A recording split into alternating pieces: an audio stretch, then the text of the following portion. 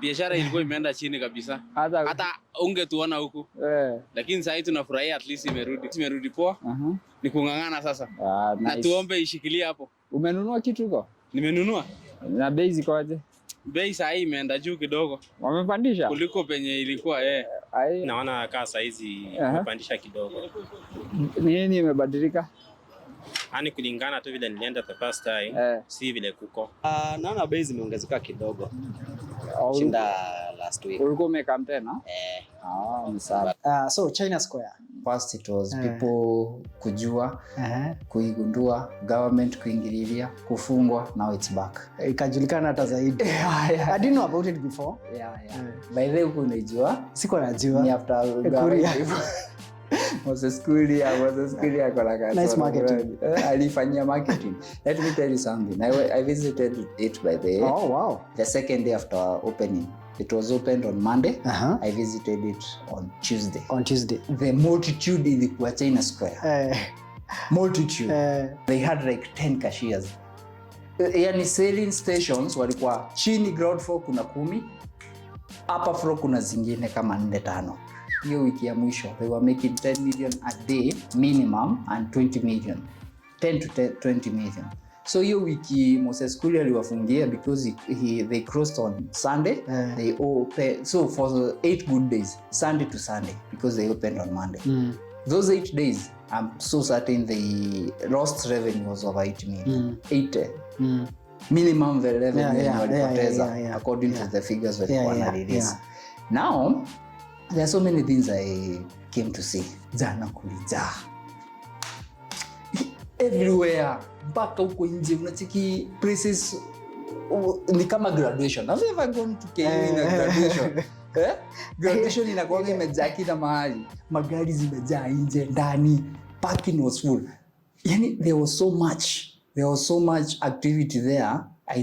Hata sijui nitakwambia aje, there was so much activity inside and outside, and now that's the power of Moses Kuria marketing, because even anyone who didn't know kwenda, and I'm planning to go. I really want to. Me, I went, I didn't buy anything. I was going to create content. Again ungekaa uko sana kama traffic ilikuwa hivyo. Ningekaa like 1 hour in the rain. Do you think, before we go to what you think about the whole issue, do you think yesterday they covered what they lost over the whole week? It's hard because now what the problem was, they were out of stock. So many. I thought about that too. So you go and find empty shelves. So many empty shelves. Zilikuwa especially vitu za kitchen, cutleries and those stuff. They didn't work wameweza kulifill, and then on Monday people overpurchased, and then by yesterday lunchtime so many things were out of stock, especially the fast moving goods. So hizi vitu za construction, electronics zenye haziendangi sana, perhaps cables, these funny items, no, zilikuwa flowers. Wow. So the demand is very high. That's a good problem. Now another thing, they are not, you may think, okay, when you enter the China Square, it has 3 floors. Ikona floors 3. So the first thing unapata ni ground floor. The ground floor wako na Chinese products, literally. It's a Chinese plastic heaven. So when you enter there, just even flowers, anything, think of anything Chinese, plastic heaven.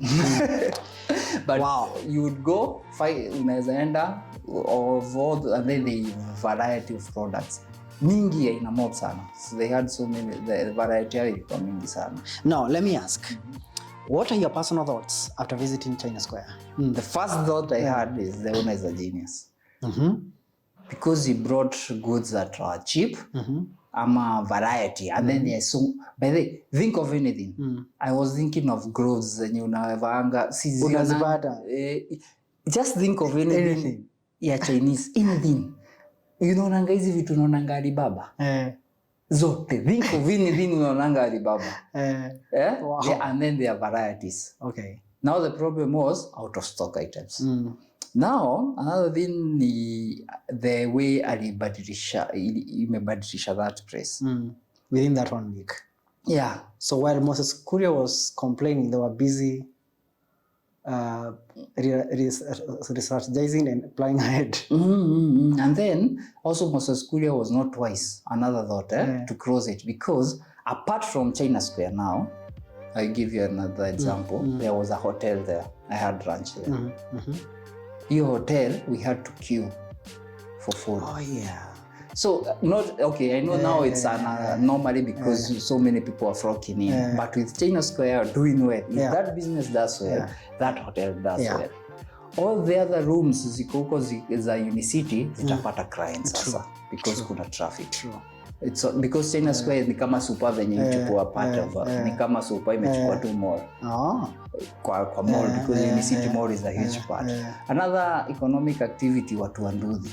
Hiyo place iko far kidogo. Wanapata jobs. Watu wa smoky hizi za kukatwa wanapata jobs. Wow, those are good. Yeah. So many so apart from the over 100 employees employed in China Square indirectly, over 100 by the way walikuwa wengi.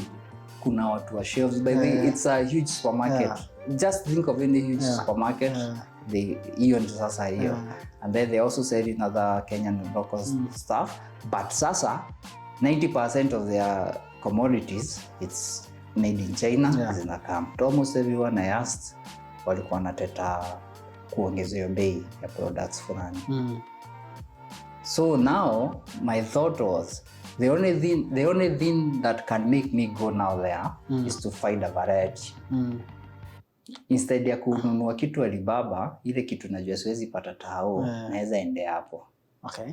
Because nilitafuta so many things by the nilikuwa nafanya comparison ya so many items. So many items, so many items nilifanya comparison. Unaona either they are bit higher ama wako the same price range.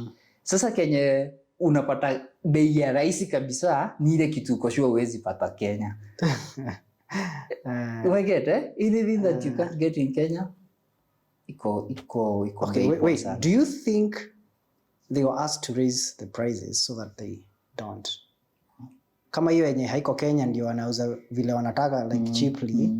It's not a threat to any other person in Kenya. So, so they were affected by the whole issue. Okay, for yesterday, for now, for the products they had, they make a huge margin. But now, hiyo jina imeanza kujulikana that unless you go search for something particular, yenye unajua huwezi pata Gikomba ni sawa. But now the good thing ni wanauza bei za Gikomba ama za jiji, hapo. Okay.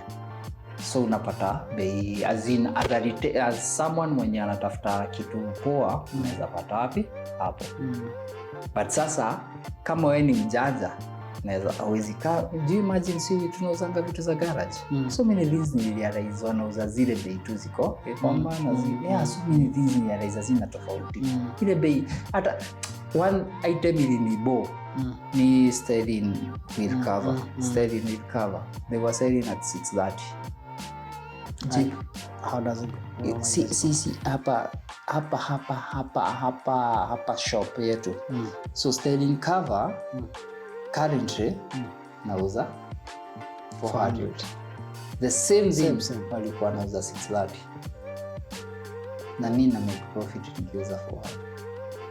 But unapata kama ile holder ya phone hizi zenye unaekanga kwa kaza zile magnetic wanauza 60 bob ama 150 bob.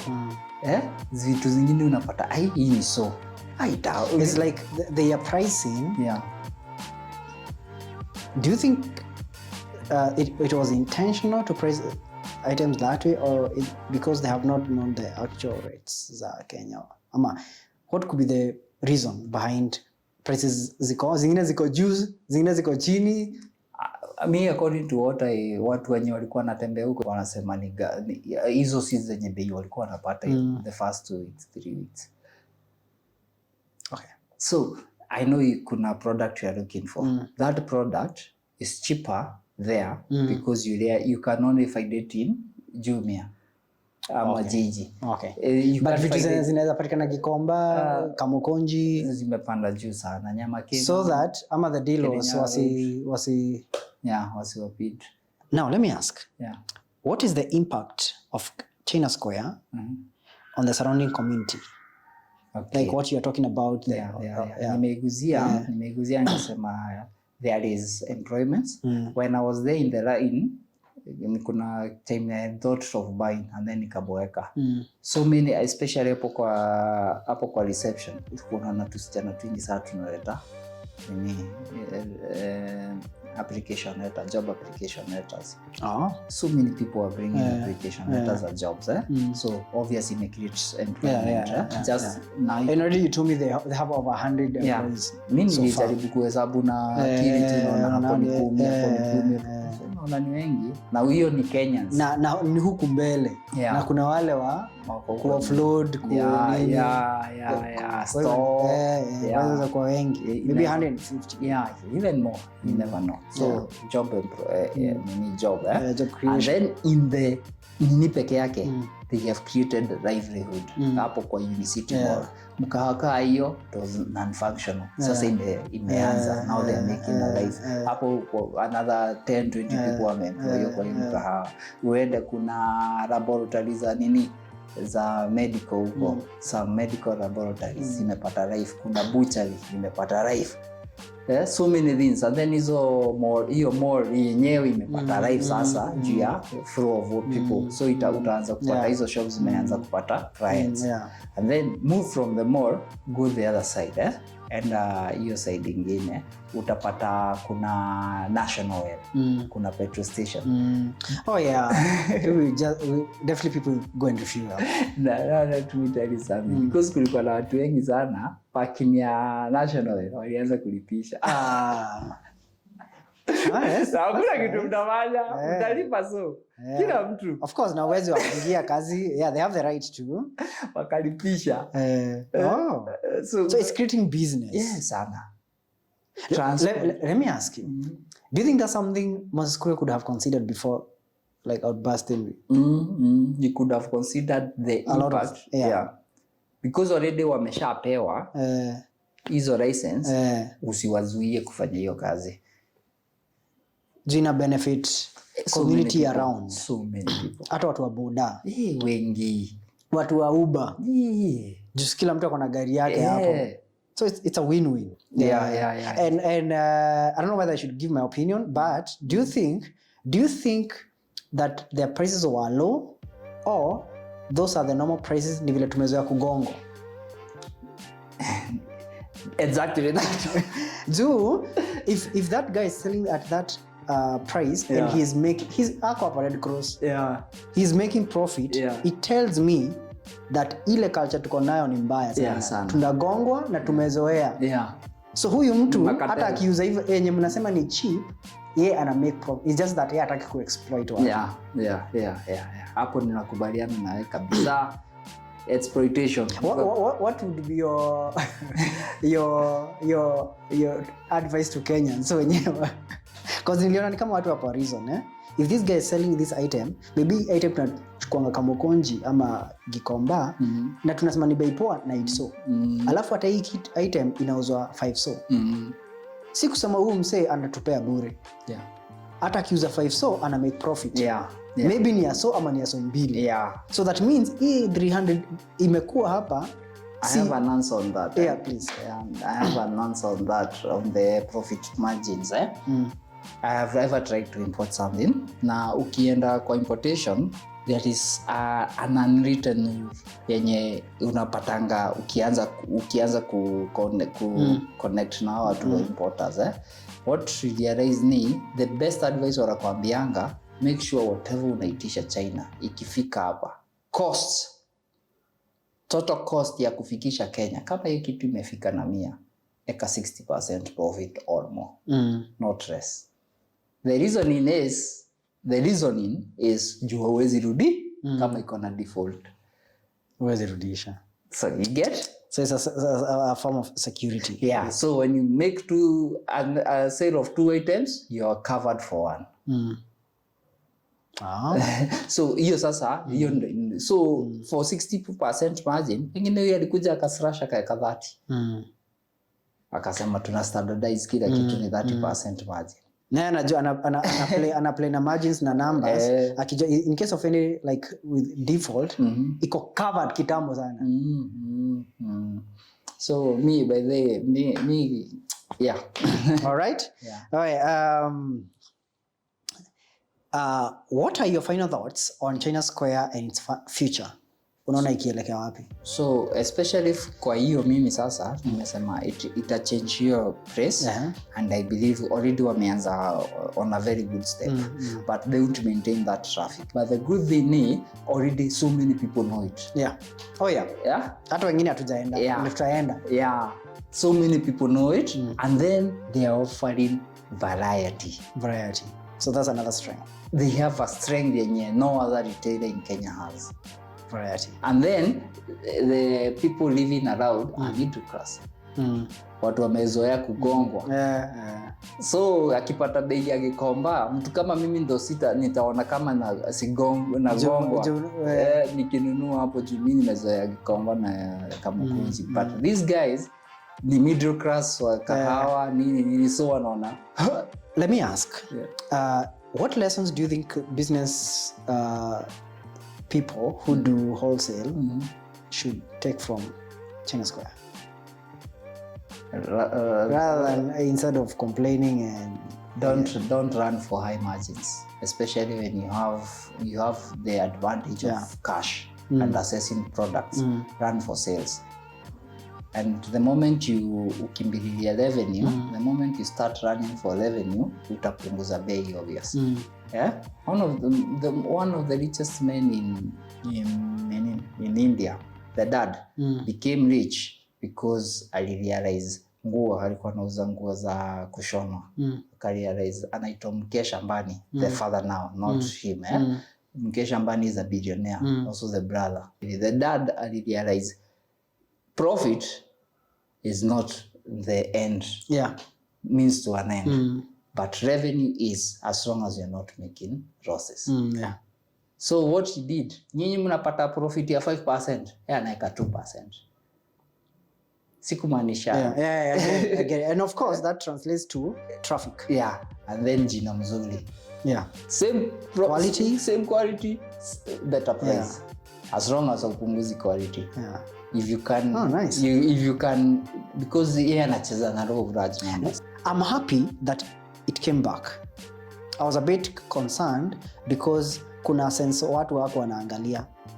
I know people are quick to judge and kick out, but swali yangu ilikuwa yenye nilikuwa nimefloatisha hapo mbele, like if this guy is still making margin, there's a margin ako nayo and make profit. Then tuko na shida. Tuna consumer protection na iko. Uliona ile video ya virtue signaling? Sorry? Virtue signaling. Ile mjamaa alikuwa anasema Moses Kuria anasema mwizi. Hauko na atakuonyesha. It's a funny video. He asked, okay, you are protecting the retailers and people and sellers. Where is consumer protection? True.